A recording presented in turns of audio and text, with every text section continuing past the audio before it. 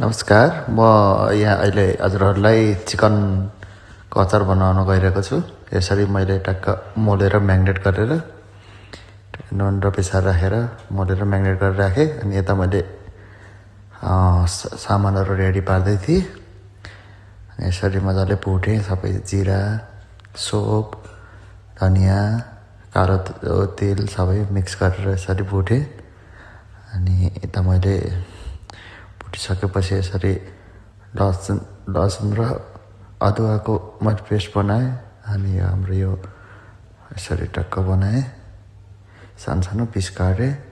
अनि यसरी टक्क हाम्रो 1 घन्टा जति म्याग्नेट गरेर राखिसकेपछि तेल तताएँ, सबैहरू राखेर। अनि मासुलाई मैले ब्राउन हुँदासम्म मजाले भुटेँ। यसरी देख्न सक्नुहुन्छ। थोरै मासु राखेर मजाले भुटे ब्राउन हुने गरी। अनि यसरी अदुवा र लसुनको पेस्ट पनि टक्क मिक्सरमा राखेर बनाएँ। अनि यता मासु चाहिँ पाक्दैछ, 1 लटमा नभएर 2 लटमा। मैले 2 केजी मासु लिएको थिएँ, त्यही भएर 2 चोटि प्रयोग गर्नुपर्ने भयो। यस्तो मजाले मिडियम हिटमा आनन्दले मजाले पकाउने।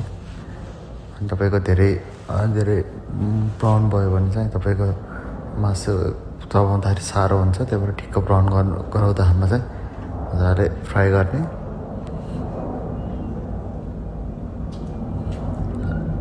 अनि सबै भइसकेपछि यसरी मैले तेलमा अब मसलाहरू एकछिन पकाएँ।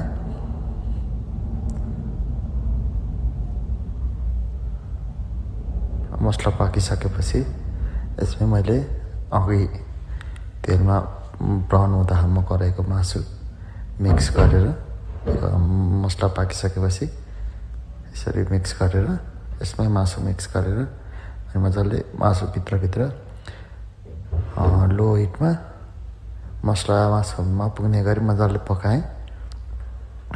अनि यसरी देख्न सक्नुहुन्छ हजुरहरूले। मसला पकाइसकेपछि फाइनल्ली मासु बनिसकेको छ, अचार बनिसकेको छ। पिरो टक्क है त।